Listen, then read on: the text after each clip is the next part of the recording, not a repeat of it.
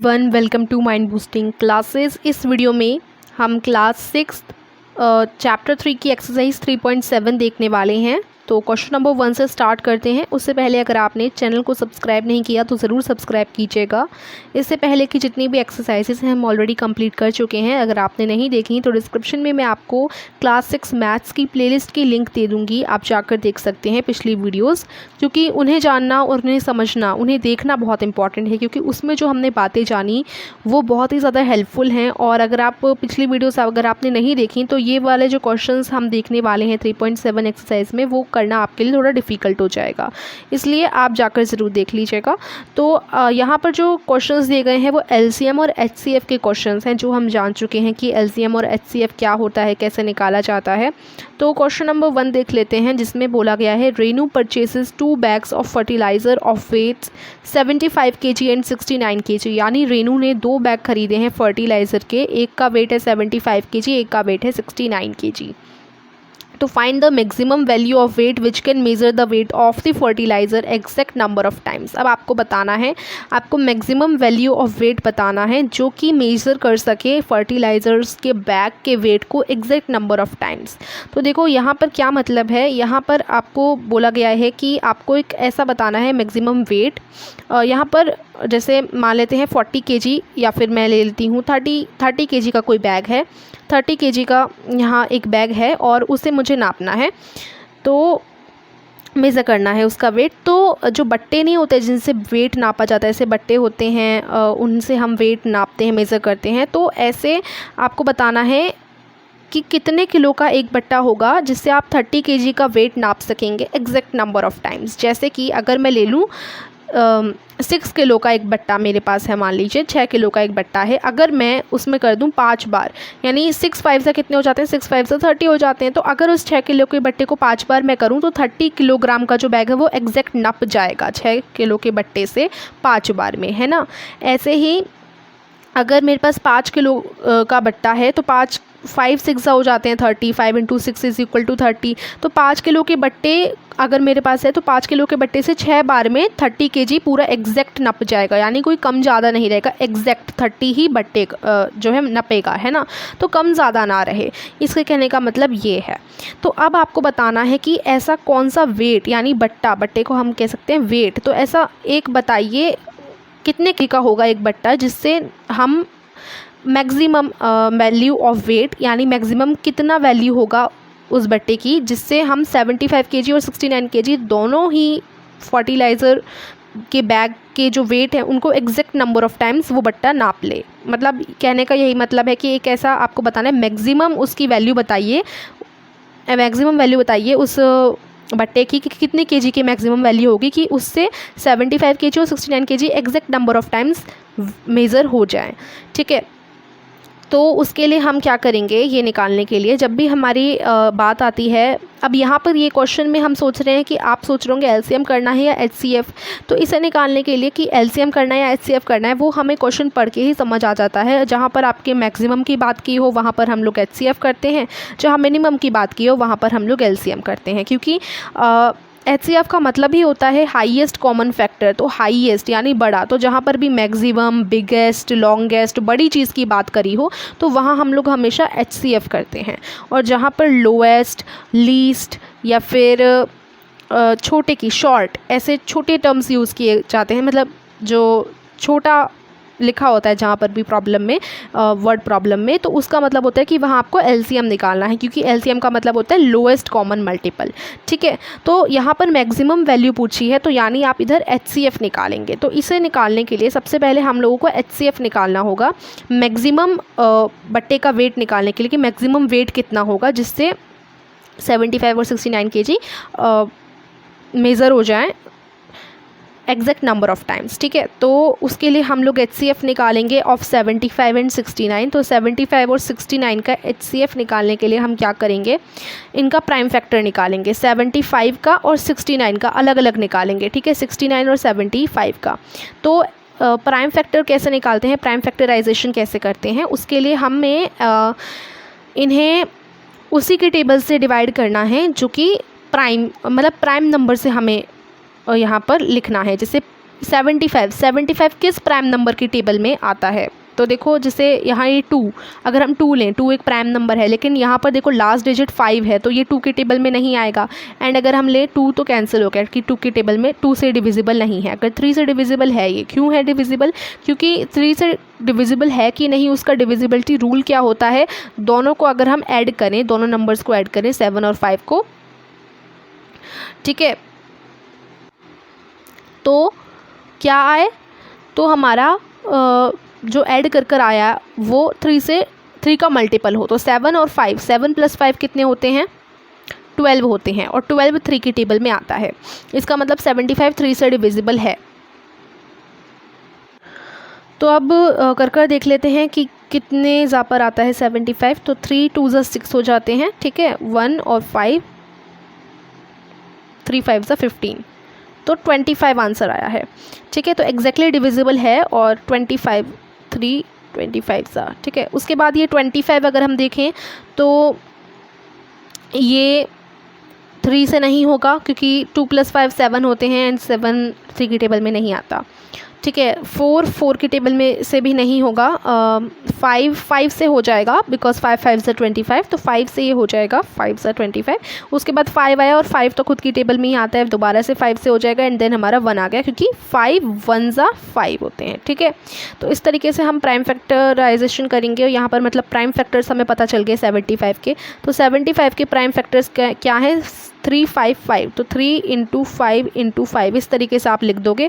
उसके बाद अब हम 69 के पता करते हैं कि 69 के क्या होंगे। तो 69 के पता करने के लिए सबसे पहले देखोगे कि 2 से डिविजिबल है कि नहीं। तो देखो लास्ट ऑड डिजिट है, तो यानी ये 2 से डिविजिबल नहीं है। 3 से डिविजिबल है ये, हाँ 3 से डिविजिबल है, क्योंकि 6 + 9 15 होते हैं, 15 3 की टेबल में आता है ना। तो ये 3 से कब डिविजिबल होगा? 3 2 ज़ा 6 और 3 3 ज़ा 9, यानी 3 23 ज़ा 69 होता है।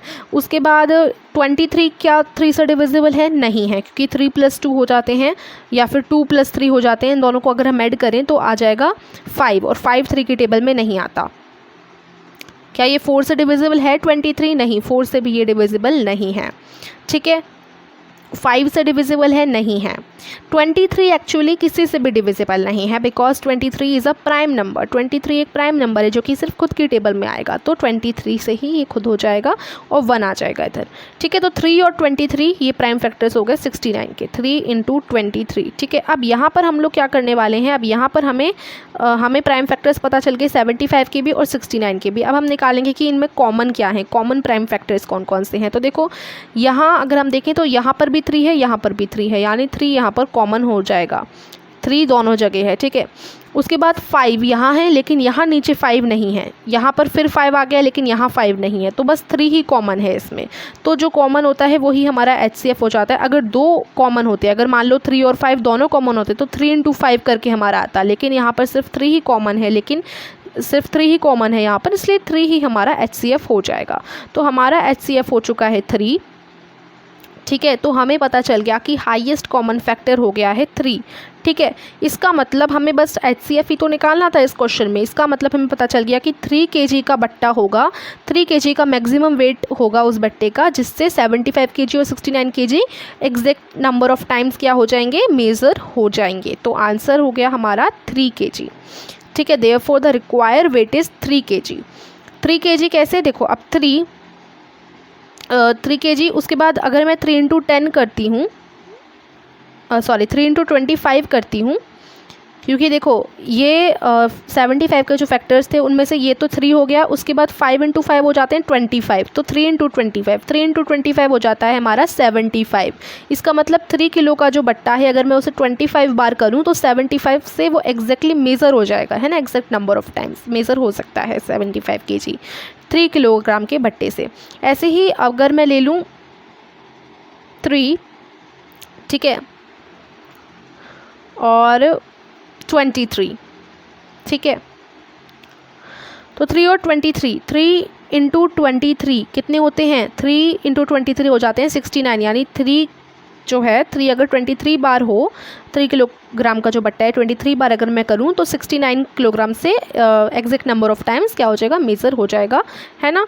तो 3 इज़ द आंसर। तो आप आंसर में लिखोगे therefore the required weight is 3 kg। ठीक है, 3 kg का वेट हमें रिक्वायर्ड है। उसके बाद क्वेश्चन नंबर 2 है 3 boys step of together from the same spot, यानी कि 3 लड़के हैं जो सेम जगह से, यानी मान लो ये एक जगह है, यहाँ से तीनों के तीनों वो चलना स्टार्ट करते हैं। Their steps measure 63 centimetre. जो पहला वाला लड़का है उसका स्टेप है 63 सेंटीमीटर का, दूसरे वाले का 70 सेंटीमीटर, तीसरे वाले का 77 सेंटीमीटर। ठीक है, यानी उसका एक कदम पहले वाले का 63 सेंटीमीटर का है, ठीक है, दूसरे वाले का 70, यानी 2 कदम की दूरी जो है उनकी 63 सेंटीमीटर, 70 सेंटीमीटर और 77 सेंटीमीटर है रिस्पेक्टिवली। ठीक है, what is the maximum distance each should cover so that all can cover the distance in complete steps। अब यहाँ क्या बोला गया है कि देखो, मान लो यहाँ से चलना शुरू करते हैं वो तीनों के तीनों, यहाँ से चलना शुरू करते हैं, यहाँ तक उन्हें पहुँचना है। ठीक है, तो अब जो पहला वाला है वो 63 सेंटीमीटर का स्टेप है, उसका मेज़र जो स्टेप्स हैं वो मेज़र करते हैं 63 सेंटीमीटर। ठीक है, तो अगर वो एक स्टेप चलेगा 63 सेंटीमीटर का, फिर दूसरा चलेगा, फिर तीसरा चलेगा, फिर चौथा चलेगा, लेकिन जब वो 5वां चलेगा ना, तो देखो वो कितने हो गए, 1 2 3 4 स्टेप्स हो गए, 4.5 स्टेप्स हो पाएंगे। देखो यहाँ तक 4.5 स्टेप्स हो पा रहे हैं, तो यानी ये कंप्लीट नहीं हो पा रहे स्टेप्स। तो ऐसे आपको करना है कि मैक्सिमम कितनी डिस्टेंस हो कि उसके स्टेप्स कंप्लीट हो जाएं। जैसे अगर वो ऐसे चले तो देखो यहाँ तक उसके कंप्लीट हो गया स्टेप, कोई भी आधा नहीं बचा। 1 2 3 4 5 उसने 5 स्टेप में ही कंप्लीट कर लिया। लेकिन अगर यहाँ पर डिस्टेंस होती इतनी, यहाँ पर डिस्टेंस होती इतनी डिस्टेंस होती, मान लो इतनी डिस्टेंस होती, थोड़ी सी और होती, तो अगर वो एक और स्टेप चलता तो वो थोड़ा आगे तक पहुँच जाता, अपने स्टेप से, यानी इतने में वो कवर कर पाता। तो ये आधा रह गया ना, लास्ट वाला तो आधा रह गया, कंप्लीट नहीं हो पाया। लेकिन हमें ऐसी डिस्टेंस चाहिए जिससे वो तीनों के तीनों अपने स्टेप्स चलें और कंप्लीट भी कर लें, अपने स्टेप्स कंप्लीट करें, कोई आधा वगैरह ना बचे। ठीक है, तो ऐसा हमें चाहिए मैक्सिमम डिस्टेंस। तो ऐसी कितनी डिस्टेंस होगी मैक्सिमम जिससे वो तीनों, एक 63 सेंटीमीटर, एक 70 सेंटीमीटर, एक 77 सेंटीमीटर वाला, तीनों के जो स्टेप्स हैं वो कम्प्लीटली ख़त्म हो जाएं जब डिस्टेंस कंप्लीट स्टेप्स चल लें। ठीक है, ये यहाँ पर बोला गया है। आई होप आप समझ गए होंगे। तो यहाँ पर हम कैसे करेंगे, इधर हमें सबसे पहले हमें क्या करना होगा, तो यहाँ पे ना थोड़ी सी प्रिंटिंग मिस्टेक हम कह सकते हैं हो गई है। सबसे पहले तो आप यहाँ ऊपर ना ये ना लिखकर 3 × 23 लिखेंगे, क्योंकि यहाँ पर जो इसके प्राइम फैक्टर्स थे 3 × 69 नहीं था, प्राइम फैक्टर्स 3 × 23 थे, है ना। हाँ देखिए 3 × 23 थे, तो ये मिस्टेक आप कर लीजिएगा। और यहाँ पर क्वेश्चन लिखने में थोड़ी गड़बड़ हो गई। यहाँ पर ना अगर आप अपनी बुक खोलेंगे तो यहाँ पर मैक्सिमम की जगह मिनिमम लिखा हुआ है, यहाँ पर मिनिमम है। ठीक है, तो इधर मिनिमम कर दीजिएगा। तो यहाँ आपको मैक्सिमम डिस्टेंस ना बताकर मिनिमम डिस्टेंस बतानी है। तो मिनिमम डिस्टेंस पता करने के लिए हमें एलसीएम निकालना पड़ेगा, बिकॉज जहाँ पर मैक्सिमम की बात हो यानी बड़ी चीज़ की बात हो तो वहाँ एचसीएफ करते हैं, जहाँ छोटी चीज़ की बात हो मिनिमम यानी छोटे से छोटा तो वहाँ एलसीएम होगा, क्योंकि एलसीएम का मतलब ही है लोएस्ट। ठीक है, छोटा। सो दैट्स वाई इधर हम एलसीएम निकालेंगे। तो हमें एलसीएम निकालना है 63 सेंटीमीटर, 70 सेंटीमीटर एंड 77 सेंटीमीटर का। तो लेट्स फाइंड एलसीएम। एलसीएम हम कैसे निकालते हैं सभी जानते होंगे। 63, 70 और 77 का हमें निकालना है। तो या फिर मैं आपको ऐसे भी दिखा सकती हूँ कि यहाँ देखो एलसीएम निकाल रखा है। चलिए फिर भी हम एक बार देखो 63 कैसे निकालते हैं मैं आपको एक बार बता ही देती हूँ। 70 और 77 ये 3 हमारे नंबर हैं और एलसीएम हमेशा साथ में निकाला जाता है। ठीक है, ऐसा नहीं है कि आप 63 का अकेला निकालेंगे फिर 70 का निकालेंगे, साथ में हम निकाल सकते हैं इनको। तीनों नंबर्स एक साथ हमने लिख दिए हैं।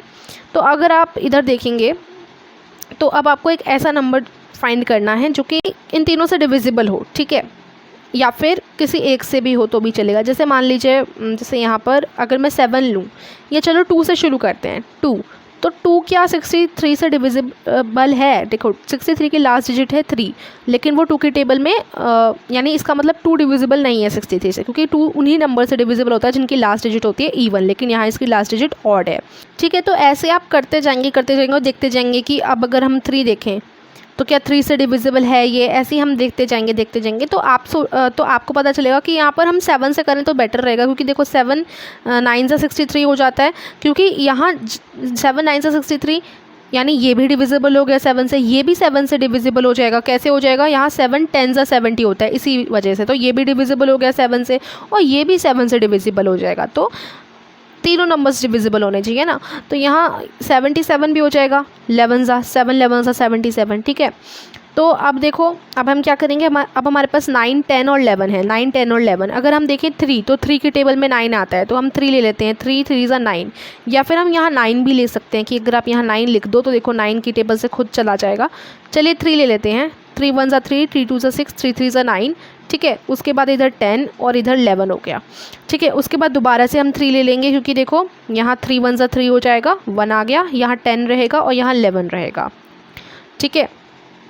उसके बाद हम क्या ले सकते हैं, यहाँ 10 ले लेते हैं, क्योंकि 10 1 ज़ा 10 हो जाएगा, यहाँ 1 आ गया और यहाँ 11 रह गया। अब यहाँ हम 11 ले लेते हैं, यहाँ 1 है, यहाँ भी 1 है और यहाँ 11 की जगह फिर 1 आ जाएगा, क्योंकि 11 1 ज़ा 11 हो जाता है, ठीक है। तो हमारे ये आ गए सारे के सारे फैक्टर्स, इनको हम लिख देंगे, हम इनको लिख देंगे। एलसीएम निकालना है ना, तो एलसीएम निकालने के लिए इन सबका मल्टीप्लाई करना पड़ेगा, 7 इंटू इन सबको लिखना है, 3 इंटू 3 इंटू 10 इंटू 11। अब जब आप इन सभी को मल्टीप्लाई करोगे तो आपको मिल जाएगा 6930, ठीक है। तो आंसर आ गया 6930। तो हमने एलसीएम निकाला और एलसीएम से हमें पता चल गया कि जो डिस्टेंस होगी मिनिमम जो डिस्टेंस होगी वो होगी 6930 सेंटीमीटर, 6930 सेंटीमीटर, क्योंकि क्वेश्चन में देखो सेंटीमीटर की बात हो रही थी, इसलिए आंसर भी हमारा सेंटीमीटर में ही आया है, ठीक है। यहाँ सेंटीमीटर थे ना, तो सेंटीमीटर में ही आंसर आया। तो डिस्टेंस होगी मैक्सिमम 6930 सेंटीमीटर। अब जब ये कदम अपने चलेंगे तो ये पूरे कंप्लीट स्टेप्स ही होंगे, यानी पूरे स्टेप्स ही होंगे। 63 सेंटीमीटर, 70 सेंटीमीटर एंड 77 सेंटीमीटर उनके स्टेप्स का मेज़र है, और वो जब अपने स्टेप्स चलेंगे तो कंप्लीट वहीं होगा जहाँ उनका मतलब कोई आधा अधूरा नहीं रहेगा कि आधे से कम स्टेप चला या आधे से ज़्यादा, नेचुरल नंबर में ही वो स्टेप्स चलेंगे, ठीक है। डेसिमल में नहीं आएगा आंसर। तो इस तरीके से आंसर हो गया 6930 सेंटीमीटर। चलिए क्वेश्चन नंबर 3 देख लेते हैं। The length breadth and height of a room are 825 centimetre, 675 centimetre, 450 centimetre respectively. Find the longest tape which can measure the 3 dimensions of the room exactly. तो अब आपको यहाँ क्या करना है, यहाँ सिंपली हमारा HCF निकलेगा, क्योंकि यहाँ लॉन्गेस्ट की बात करी गई है, ठीक है, यानी बड़े की बात करी गई है तो HCF निकलेगा। शॉर्टेस्ट की बात करी गई होती तो LCM में होता है ना, जहाँ मैंने आपको बताया जब बड़ी चीज़ की बात करें, मैक्सिमम, लॉन्गेस्ट, बिगेस्ट, तो HCF होता है। तो अब यहाँ आपको बताना क्या एग्जैक्टली, यहाँ आपको एक रूम दिया गया है, रूम की लेंथ है 825 सेंटीमीटर, ब्रेथ है 675 सेंटीमीटर, हाइट है 450 सेंटीमीटर।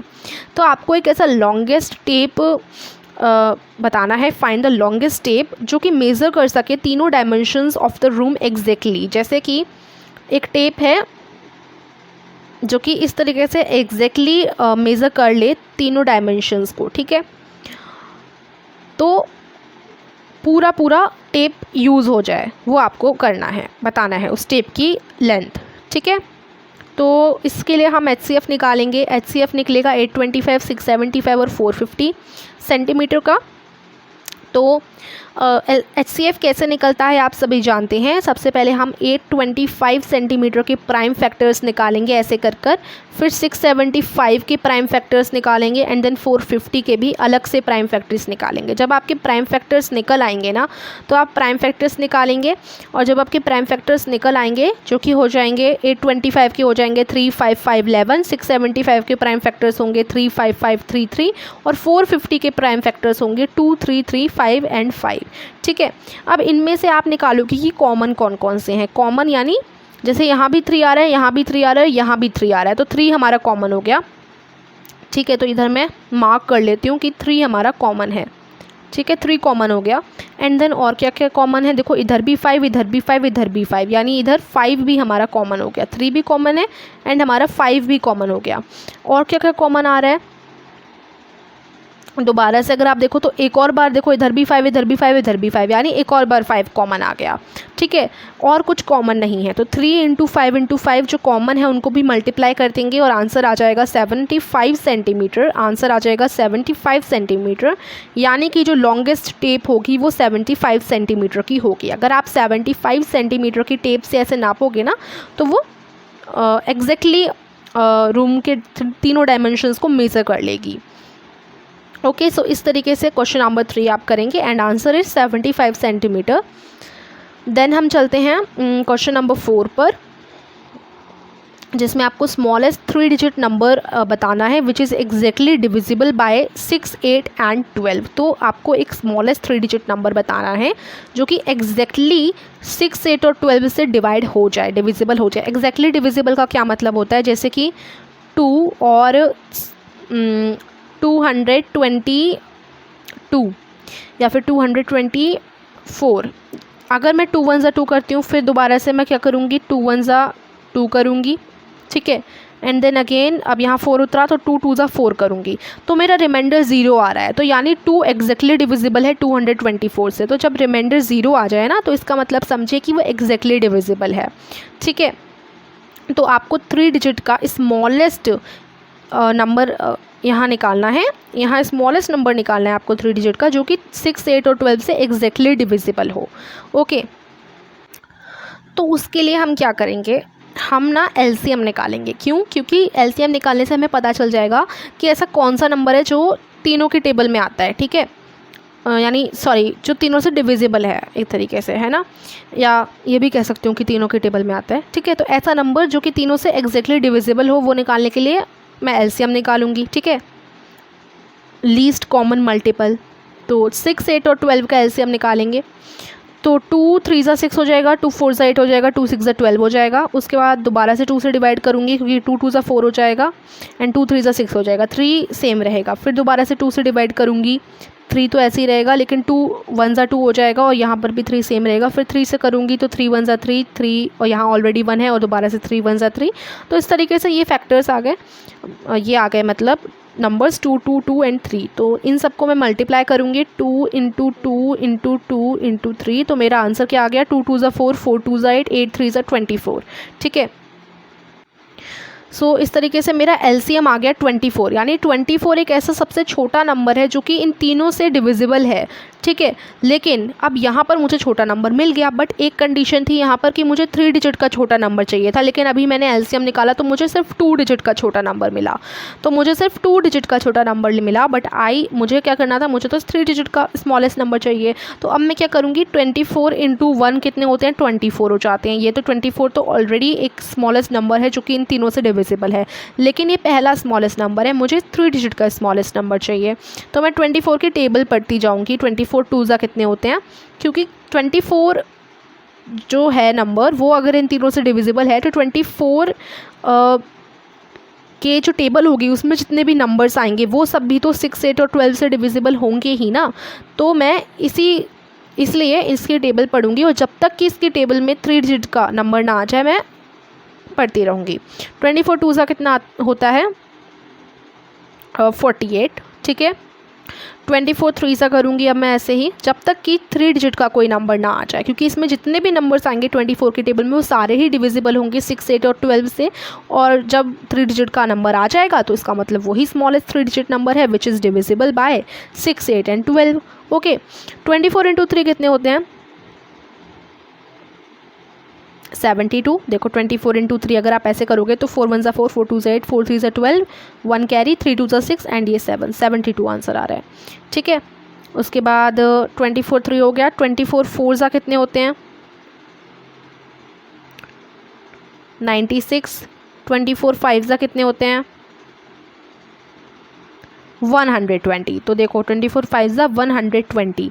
तो ये 3 डिजिट का नंबर आ गया, 3 डिजिट का नंबर आ गया, और इससे पहले जस्ट 2 डिजिट का नंबर था। तो इसका मतलब ये स्मॉलेस्ट 3 डिजिट नंबर हो गया जो कि इन तीनों से ही डिविजिबल होगा। अगर आप चेक करना चाहें तो कर सकते हो, तीनों से डिविजिबल होगा, एग्जैक्टली डिविजिबल।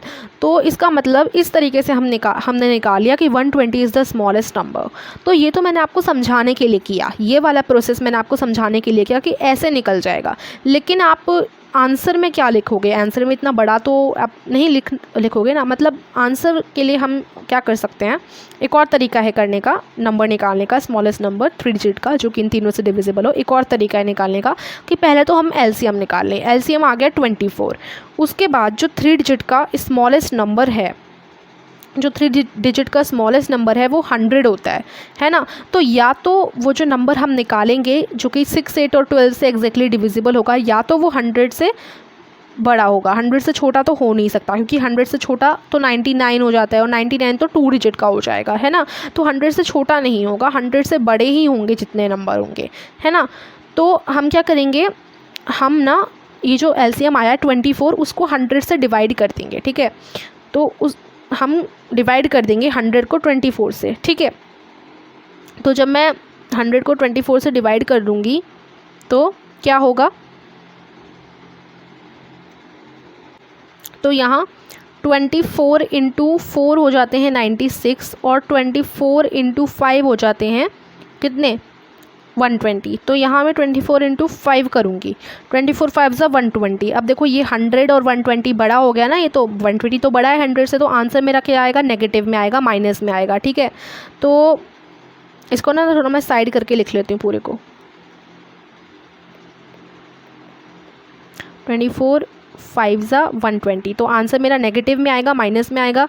तो जब मैं इनको माइनस करूँगी तो मेरा आंसर क्या आएगा, मेरा आंसर आएगा माइनस का 20। मेरा आंसर माइनस का 20 आएगा, क्योंकि माइनस वाला बड़ा नंबर है ना। तो -20 मेरा आंसर आ गया। यानी अब मुझे क्या पता चल रहा है कि इसमें 20 की कमी पड़ रही है, कि देखो -20 इसका मतलब इसकी कमी पड़ रही है, ठीक है। 100 हमारा स्मॉलेस्ट नंबर है 3 डिजिट का, और इसमें 20 की कमी पड़ रही है। अगर इसमें 20 और जुड़ जाएं तो जो नंबर बनेगा, यानी 120 जो आएगा, 100 में 20 जुड़ने पर जो 120 जो नंबर बनेगा वो 6, 8 और 12 से तीनों से एग्जैक्टली डिवाइड हो जाएगा, ठीक है। इसका मतलब ये है। तो एक ये तरीका है कि हम डिवाइड कर दें और डिवाइड करके हम पता कर लें। तो ये आपका आंसर हो जाएगा। इस तरीके से आप आंसर कर लेना पूरा। और फाइनल जो मेरा आंसर आया वो आया 120 की 120 एक ऐसा नंबर है 3 डिजिट का स्मॉलेस्ट जो कि 6, 8 और 12 तीनों से डिविजिबल है। अब question number 5 which is same, जो कि एकदम सेम है, विच इज़ सेम। कैसे सेम है देखो, determine the largest 3 digit number which is exactly divisible by 8, 10 and 12। तो हमें क्या करना है, अब यहाँ लार्जेस्ट 3 डिजिट नंबर की बात की गई है कि आपको लार्जेस्ट 3 डिजिट नंबर बताना है जो कि 8, 10 और 12 से एग्जैक्टली डिविजिबल हो, ठीक है।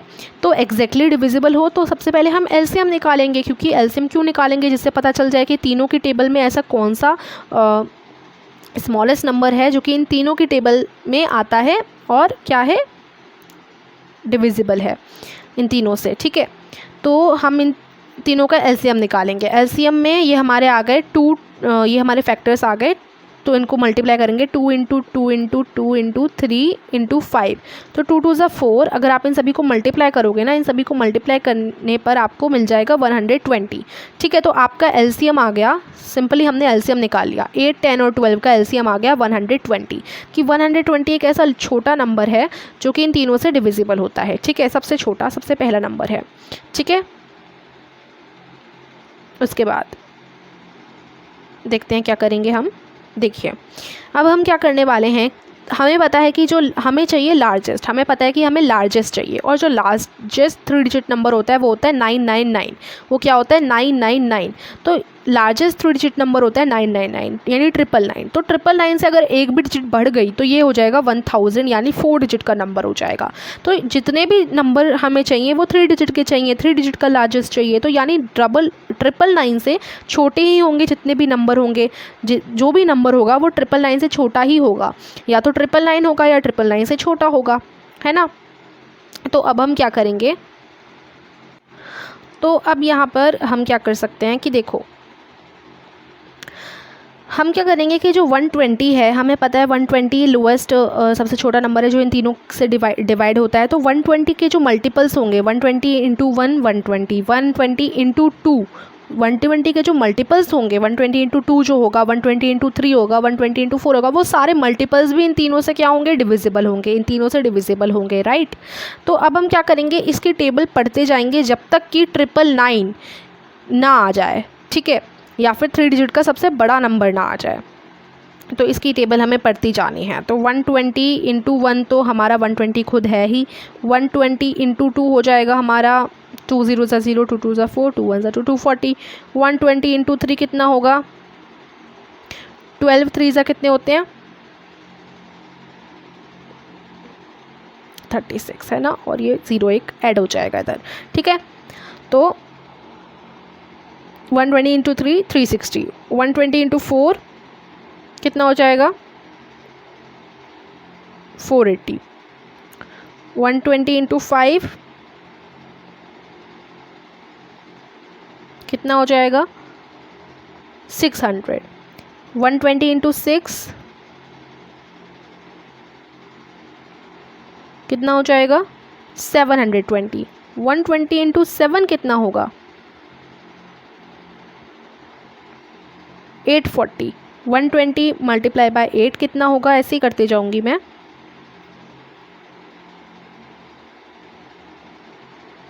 960 एंड 120 इंटू 9 कितना होगा?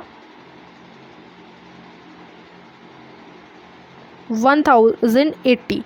तो देखो ये 4 डिजिट का नंबर आ गया, ये 4 डिजिट का नंबर आ गया। तो इससे जस्ट पिछला जो था वो 3 डिजिट का सबसे बड़ा नंबर था, तो यानी 960 3 डिजिट का सबसे बड़ा नंबर होगा, जो कि 48 72 और 108 तीनों से डिविजिबल होगा। तो आंसर इज़ 9 सॉरी यहाँ पर जो कि 8 10 और 12 तीनों से डिविजिबल होगा। आई एम रियली सॉरी, मैं 6th क्वेश्चन पे बढ़ गई थी। तो देखो यानी कि जो मेरा सबसे बड़ा नंबर है वो है 960, जो कि 8 10 और 12 तीनों से डिविजिबल होगा, ठीक है। तो ये मैंने आपको समझाने के लिए बताया। अब आप वैसे ही करेंगे जैसे हमने ऊपर किया था। एक और तरीका है इसे निकालने का कि हमें पता है लार्जेस्ट 3 डिजिट नंबर होता है 999 और हमारा एलसीएम आया है 120। तो हम क्या करेंगे? डिवाइड कर देंगे 120 एंड 999 का। डिवाइड करने पर देखो 128 ज़ा 960 होते हैं, 129 ज़ा तो 129 ज़ा अगर हम करते हैं तो 1080 आंसर आ जाता है। तो 129 ज़ा तो 999 से बड़ा हो गया, तो 129 ज़ा तो मैं नहीं लिख सकती, इसलिए मैंने लिखा 128 ज़ा 960, ठीक है। अब 999 में से 960 जब घटेगा तो आंसर 39 आएगा। आंसर क्या आएगा? 39 आएगा। इसका मतलब 39 ज़्यादा हो रहा है, 39 ज़्यादा हो रहा है 999 में। 39 को घटाने की ज़रूरत है 999 से, तभी एक ऐसा नंबर में हमारे पास बनकर आएगा जो कि 8 10 और 12 तीनों से डिविजिबल हो। तो इसलिए 999 माइनस 39 कर देंगे, आंसर आ गया 960। तो आप लिख सकते हैं कि 960 ही रिक्वायर्ड नंबर है जो कि इन तीनों से डिविजिबल होगा, ठीक है। Question number 5 complete, answer is 960। अब देख लेते हैं question number 6। The traffic lights at 3 different road crossings change after every 48 seconds, 48 seconds, 72 seconds and 108 seconds respectively. If they change simultaneously at 7 AM, at what time will they change simultaneously again? तो question का क्या मतलब है कि 3 traffic light हैं, 3 हमारे पास traffic light हैं, ठीक है। ये पहली और ये दूसरी और ये तीसरी, ठीक है। वो चेंज होती हैं after every 48 second, 72 seconds and 108 second respectively. यानी जो पहली ट्रैफिक लाइट है वो हर 48 सेकेंड पर चेंज होती है, हर 48 सेकेंड पर वो चेंज होती रहती है। दूसरी जो है हर 72 सेकेंड पर चेंज होती रहती है। एंड देन जो तीसरी है वो हर 108 सेकेंड पर चेंज होती है, हर 108 सेकेंड पर, ठीक है। तो अब आपको बताना है कि अगर वो एक साथ 7 बजे चेंज हुई, तीनों की तीनों लाइट एक साथ 7 बजे चेंज हुई 7 AM पर, ठीक है, तो वो अगला कौन सा टाइम होगा जिस टाइम पर वो तीनों की तीनों ट्रैफिक लाइट दोबारा से चेंज होंगी, ये आपको बताना है यहाँ क्वेश्चन में। अब यहाँ पर हम लोगों को निकालना है ये जो 3 नंबर्स हमें दे रखे हैं 48 72 108, इनका एलसीएम यानी लीस्ट कॉमन मल्टीपल, यानी एक ऐसा पहला नंबर जो इन तीनों से कम्प्लीटली डिविजिबल है, यानी इन तीनों की टेबल में सबसे पहले आता है। यानी ऐसा एक नंबर जो इन तीनों से कम्प्लीटली डिविजिबल है, छोटा, सबसे छोटा, यानी सबसे पहला नंबर। तो वो जो सबसे पहला नंबर होगा जो 48 72 और 108 तीनों से डिविजिबल होगा, उतने टाइम बाद ये दोबारा से चेंज होंगी, है ना। तो हम इसी वजह से एलसीएम निकालेंगे यहाँ पर। इन तीनों का एलसीएम अगर हम निकालेंगे तो आपको मिल जाएगा एलसीएम 432 सेकेंड। एलसीएम निकालना सभी को आता है, तो 432 सेकेंड यानी 432 आंसर आ जाएगा आपका। अब ये सारे सेकंड में हैं तो इसका मतलब ये भी सेकंड में ही होगा, तो 432 सेकेंड आंसर आ जाएगा। अब हमें पता है कि 432 सेकेंड बाद वो लाइट्स दोबारा से चेंज होंगी, वो लाइट्स दोबारा से चेंज होने वाली हैं 432 सेकेंड्स बाद। तो अब हम क्या करेंगे, सबसे पहले हम इजीली क्या कर सकते हैं, इनको सबसे पहले सेकंड से मिनट में कन्वर्ट कर सकते हैं। सेकंड से हम लोग मिनट में बदल देते हैं, 432 सेकंड को मिनट में बदल देते हैं। मिनट में बदलने के लिए हमें डिवाइड करना पड़ेगा 60 से 432 को, और जब हम डिवाइड करेंगे ना तो हमारा आंसर क्या आ जाएगा, 60 से डिवाइड कर रहे हैं 432 को हम लोग, ठीक है। तो इधर 420 हो जाएगा, 7 से 420, ठीक है। और इधर हो जाएगा हमारा 12, रिमाइंडर हो जाएगा 12, ठीक है। और ये हो जाएगा क्वेश्चन। तो यानी ये हमारी जो क्वेश्चन है वो मिनट है, और जो हमारा रिमाइंडर आया ये हमारा सेकंड है। तो जब हम कन्वर्ट करेंगे ना 432 सेकंड को मिनट में, तो कन्वर्ट हो जाएगा 7 मिनट और 12 सेकंड में, ठीक है। 7 मिनट और 12 सेकंड में, तो 7 मिनट और 12 सेकंड में कन्वर्ट हो गया, ठीक है। तो अब हमें पता है कि 7 मिनट और 12 सेकंड के बाद ही जो लाइट है वो दोबारा से चेंज होने वाली हैं। तो अभी वो 7 बजे चेंज हुई, अभी वो 7 बजे चेंज हुई। अब इसमें हम जोड़ देते हैं 7 मिनट और 12 सेकंड, क्योंकि 7 मिनट और 12 सेकंड पे वो दोबारा से चेंज होंगी। तो जब हम इसमें जोड़ेंगे 7 AM में 7 मिनट और 12 सेकंड, तो कैसे लिखा जाएगा, 7 बज रहे हैं, उसमें हमने 7 मिनट और जोड़ दी, 7 AM प्लस 7, ठीक है, प्लस 7 मिनट्स और जोड़ दी, और प्लस उसमें कर दिया हमने 12 सेकेंड, ठीक है। तो इसको हम लिख सकते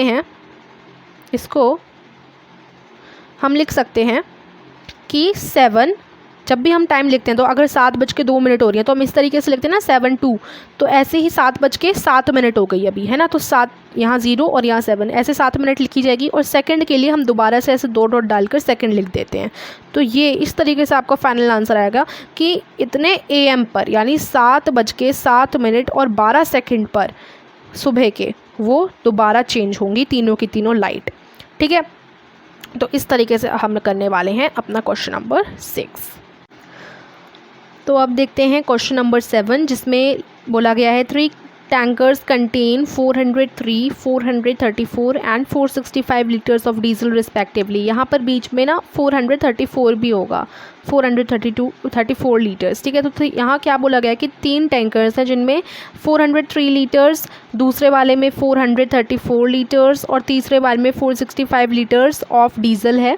उसके बाद बोला गया है आपको maximum capacity of a container find करने की, that can measure the diesel of 3 containers exact number of times. यानी एक ऐसा आपको कंटेनर, यानी एक ऐसा आपको बर्तन या कोई कंटेनर फाइंड आउट करना है, कोई भी ऐसा कंटेनर आपको बताना है जिसकी मैक्सिमम क्वांटिटी कैपेसिटी कितनी हो उस कंटेनर की, यानी बड़े से बड़े कंटेनर आपको बताना है जो कि क्या कर सके, जो कि इन डीजल्स को एकदम exact number of times measure कर सके, ठीक है। जैसे अगर 403 लीटर्स डीजल को उसने 5 बार में किया मेज़र, 434 लीटर को 6 बार में और 465 को 8 बार में, ठीक है। तो मतलब अगर 465 लीटर्स को 8 बार में उस कंटेनर ने मेज़र किया तो वो 8 बार में पूरा हो जाना चाहिए, थोड़ा बचना नहीं चाहिए। मतलब इसका मतलब ये है एग्जैक्ट नंबर ऑफ़ टाइम्स का, ठीक है।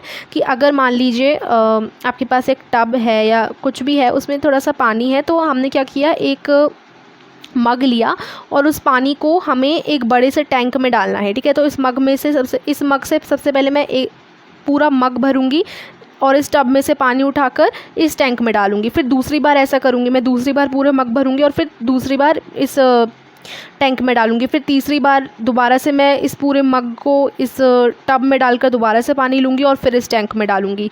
और ऐसा कर करके 5 बारी में मैं क्या कर लूँगी, पूरा पानी इस टैंक का ख़त्म हो जाएगा, इस टब का ख़त्म हो जाएगा और टैंक में मैं डाल दूँगी, ठीक है। तो यहाँ पर 5 बारी में पूरा फिनिश हो गया, तो यानी एग्जैक्ट नंबर ऑफ़ टाइम्स हो गया, है ना। तो यही आपको बताना है, इसी का मतलब है एग्जैक्ट नंबर ऑफ़ टाइम्स की, थोड़ा भी बचा नहीं, ठीक है। तो अब आंसर 7 में हम क्या करने वाले हैं, यहाँ आपको मैक्सिमम कैपेसिटी बतानी है कंटेनर की, यानी बड़े से बड़ा कंटेनर की कितनी कैपेसिटी होगी मैक्सिमम, जिससे वो इन सभी लीटर्स 403, 434 और 465 लीटर्स ऑफ डीजल को मेज़र कर ले एग्जैक्ट नंबर ऑफ़ टाइम्स, ठीक है।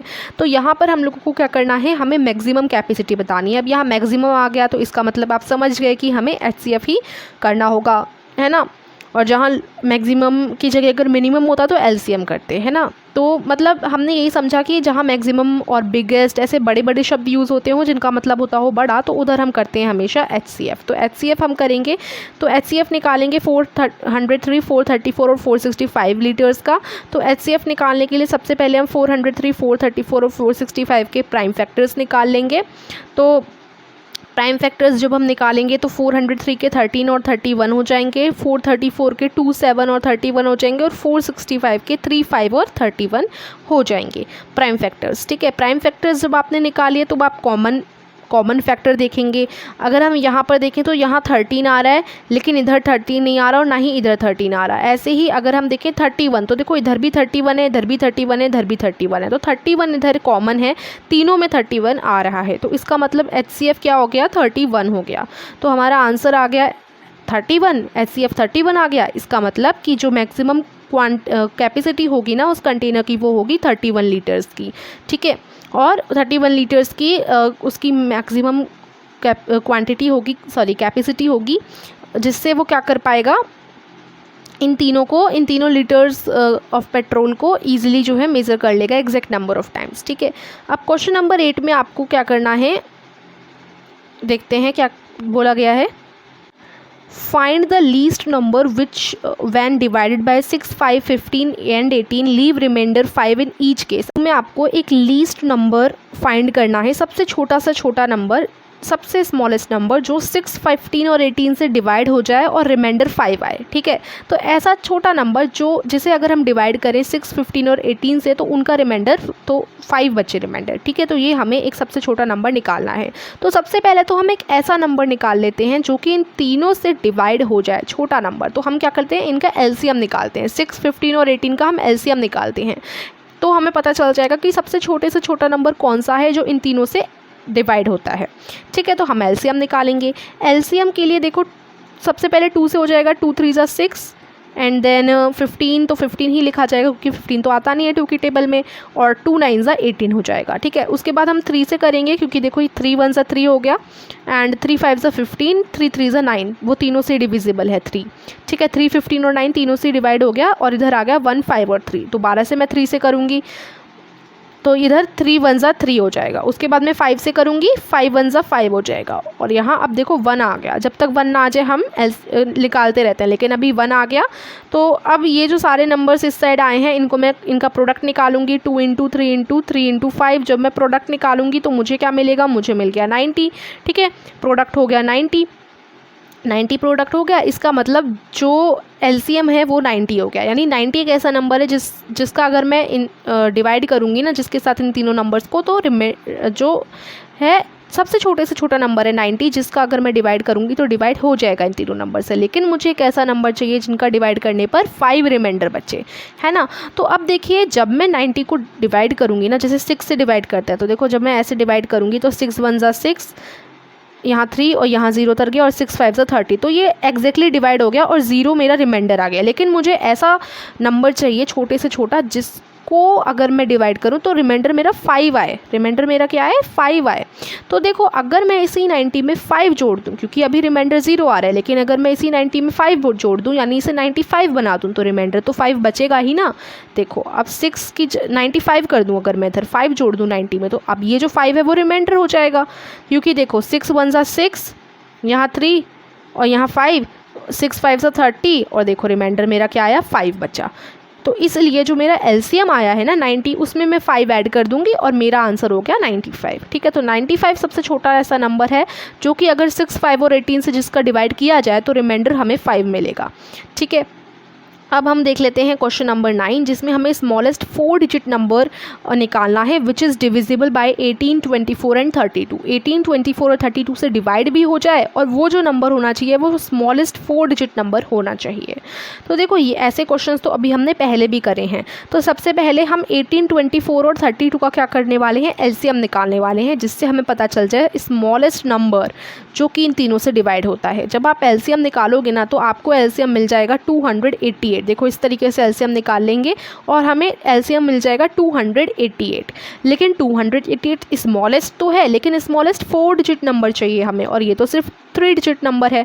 तो अब हम क्या करने वाले हैं, जो स्मॉलेस्ट 4 डिजिट नंबर होता है वो होता है 1000। तो अब जो स्मॉलेस्ट 4 डिजिट नंबर जो इन तीनों से डिवाइड हो जाए, या तो वो 1000 होगा या 1000 से बड़ा होगा या 1000 से ज़्यादा होगा, क्योंकि 1000 से छोटा तो हो नहीं सकता, छोटा नहीं हो सकता 1000 से। क्यों? क्योंकि 1000 से -1 भी करोगे ना आप तो आपको 999 मिल जाएगा, यानी 3 डिजिट का नंबर मिल जाएगा। तो इसलिए 1000 से बड़ा ही होगा ऐसा स्मॉलेस्ट 4 डिजिट नंबर जो इन तीनों से डिवाइड हो जाए। ठीक है, तो उसे निकालने के लिए हम क्या करेंगे, 288 के जितने भी मल्टीपल्स होंगे वो भी तो इन्हीं से डिवाइड हो ही जाएंगे। 288 जब इनका एलसीएम है तो 288 के मल्टीपल्स भी इनसे डिवाइड होंगे। तो मैं क्या करूँगी, 288 की टेबल स्टार्ट कर दूँगी। 288 into 1 is equal to 288, 288 into 2, इस तरीके से मैं करूँगी। ठीक है, और जब तक कि मेरा 4 डिजिट का नंबर ना आ जाए मैं ऐसे ही इसके मल्टीपल्स निकालती रहूँगी। ठीक है,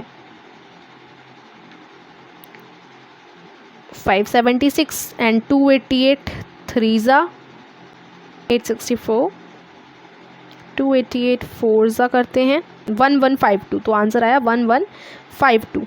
तो अब देखो ये 4 डिजिट का नंबर मुझे मिल गया, ये मुझे 4 डिजिट का नंबर मिल गया और इससे जस्ट पिछला मेरा है 3 डिजिट का नंबर और इससे आगे वाला भी 4 डिजिट का ही होगा, लेकिन ये पहला 4 डिजिट का नंबर है यानी स्मॉलेस्ट 4 डिजिट नंबर। तो यही हो जाएगा हमारा आंसर 1152। ठीक है, तो इस तरीके से कर मेरा आंसर आ गया 1152। अब हम देख लेते हैं क्वेश्चन नंबर 10।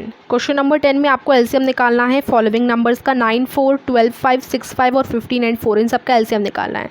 तो जल्दी से इन सब का एलसीएम निकाल लेते हैं। 9 और 4 का जब हम एलसीएम निकालेंगे तो एलसीएम हो जाएगा 36, क्योंकि देखो 9 और 4 का जब हम एलसीएम निकालेंगे तो सबसे पहले मैं क्या करूँगी, इसे 2 से कर दूँगी, 2 2 ज़ा 4 हो जाता है, इसलिए उसके बाद मैं 3 से कर सकती हूँ, या चलो दोबारा से 2 से कर देती हूँ क्योंकि ये तो 9 ही रहेगा, लेकिन 2 1 ज़ा 2 हो जाएगा। अब मैं 3 से करूँगी क्योंकि 3 3 ज़ा 9 एंड देन अगेन 3 से करूँगी 3 1 ज़ा 3 करने के लिए। ठीक है, तो इस तरीके से हो गया।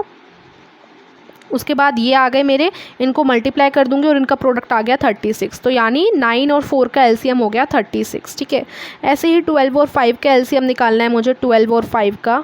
ठीक है, तो 12 और 5 का भी एलसीएम निकालते हैं। सबसे पहले 2 से हो जाएगा, 2 6 ज़ा 12, उसके बाद ये दोबारा से 2 से हो जाएगा, 2 4 ज़ा 6 एंड देन फिर ये किससे हो 2 3 ज़ा 6 एंड देन ये किससे हो सकता है, 3 से हो सकता है, 3 1 ज़ा 3 एंड देन ये 5 से हो जाएगा, 5 1 ज़ा 5। ठीक है, तो अब इनका प्रोडक्ट निकालेंगे जो कि हो जाएगा 60, इसलिए 12 और 5 का एलसीएम हो गया 60। अब मैं एलसीएम निकालती हूँ 6 और 5 का, तो 6 और 5 का जब मैं एलसीएम निकालूंगी तो सबसे पहले 2 से हो जाएगा, 2 3 ज़ा 6 एंड देन ये 3 से हो जाएगा, 3 1 ज़ा 3 एंड देन ये 5 से हो जाएगा, 5 1 ज़ा 5। ठीक है, तो 2 3 और 5 का प्रोडक्ट निकालने पर मेरा 30 आ गया, यानी 30 एलसीएम हो जाएगा 6 और 5 का। ठीक है, उसके बाद 15 एंड 4 का निकालेंगे हम लोग, तो 2 2 ज़ा 4 हो जाते हैं। ठीक है, उसके बाद दोबारा से 2 से करूँगी क्योंकि 2 1 ज़ा 2 एंड देन मैं 3 से करूँगी, 3 5 ज़ा 15 एंड देन मैं 5 से करूँगी, 5 1 ज़ा 5। ठीक है, तो 2 2 3 और 5 का एलसीएम का प्रोडक्ट हो गया 60, तो यानी 60 is the LCM of 15 and 4। तो मैंने एलसीएम निकाल लिए सभी के। ठीक है, देखो यहाँ साइड में भी एलसीएम कैसे निकाल रहे हैं वो लिखा हुआ है। ठीक है, तो एलसीएम आ गया पहले का 36, दूसरे का 60, तीसरे का 30 और डी वाले का 60। ठीक है, तो अब देखो, अब यहाँ है देखो, observe a common property in the obtained LCM. ठीक है, यहाँ पर बोला गया है कि एक कॉमन प्रॉपर्टी बताओ जो कि आपको एलसीएम में दिख रही है। तो मुझे कॉमन प्रॉपर्टी यहाँ क्या दिख रही है, इन सब में क्या चीज़ कॉमन है, इस 36, 60, 30 और 60 में क्या चीज़ कॉमन है? कॉमन ये चीज़ है कि ये सारे 3 के क्या हैं, मल्टीपल हैं। 3 की टेबल में आते हैं ये सारे के सारे, और 6 की टेबल में भी आते हैं। 6 6 ज़ा 36, 6 10 ज़ा 60, 6 5 ज़ा 30, 6 10 ज़ा 60, और 3 की टेबल में भी आते हैं। 3 को जब मैं 20 से मल्टीप्लाई करूँगी ना तो मुझे मिल जाएगा 60। ठीक है, तो इसलिए ये 3 का मल्टीपल हो गया, 63 का मल्टीपल हो गया, और 3 का मल्टीपल 36 भी हो गया, है ना, क्योंकि 3 को जब मैं 12 से मल्टीप्लाई करूँगी तो मुझे 36 मिल जाएगा। तो इसका मतलब 3 का मल्टीपल 36 भी है। 30 3 10 ज़ा 30 3 का मल्टीपल है, और 60 3 20 ज़ा 60 होता है, तो ये वाला 60 भी 3 का मल्टीपल है। तो ये सब ना 3 के भी मल्टीपल हैं और 6 के भी मल्टीपल हैं, सभी के सभी एलसीएम। तो मुझे ये एक कॉमन दिख रहा है इन सभी में, तो मैं लिख दूँगी LCM is also multiple of 3 and 6। और उसके बाद नेक्स्ट क्या पूछा गया है, नेक्स्ट ये पूछा गया है कि is LCM the product of 2 numbers in each case. क्या एलसीएम, हर एक क्वेश्चन का जो एलसीएम आ रहा है तो क्या वो 2 नंबर का प्रोडक्ट है, यानी देखो जैसे 9 और 4 का एलसीएम निकालना था, 9 4 से कितने होते हैं 36 होते हैं, 36 आ गया। 12 और 5 का प्रोडक्ट कितना, मतलब 12 इंटू 5 कितने होते हैं, 12 इंटू 5 60 होते हैं, तो एलसीएम भी मेरा 60 आया। 6 और 5 इन दोनों को मल्टीप्लाई करो, 6 5 से कितने होते हैं 30 होते हैं, मेरा एलसीएम 30 आया। 15 और 4 कितने होते हैं 60 होते हैं, 15 4 से 60 मल्टीप्लाई करने पर, और मेरा एलसीएम 60 ही आया। तो ये चीज़ भी ऑब्जर्व करने वाली है कि इन सभी को मल्टीप्लाई कर कर ही एलसीएम आ रहा है। यस, तो आप लिखोगे yes the LCM is equal to the product of two numbers in each case. हर केस में ऐसा हो रहा है। और ऐसा क्यों हो रहा है, ऐसा इसलिए हो रहा है क्योंकि ये सारे जो नंबर्स हैं वो कोप्राइम नंबर्स हैं। जब हम कोप्राइम नंबर्स का एलसीएम निकालते हैं तो उनका प्रोडक्ट आता है, ठीक है। कोप्राइम नंबर कौन से होते हैं, जिनका जो कॉमन फैक्टर हो वो 1 हो, ठीक है। तो ये चीज़ हमने देखी। अब ये क्वेश्चन नंबर हमारा 10 कंप्लीट हो गया। क्वेश्चन नंबर 11 जो कि लास्ट है, इसको देख लेते हैं। इसमें हमें एलसीएम निकालना है फॉलोइंग नंबर्स का, in which the one number is the factor of other.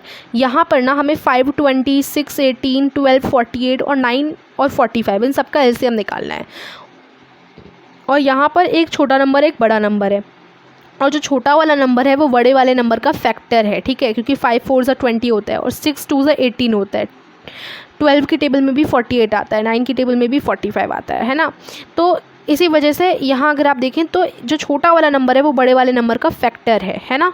Her case में 6 18 का फैक्टर है, 12 48 का फैक्टर है, 9 45 का और 5 20 का फैक्टर है, ठीक है।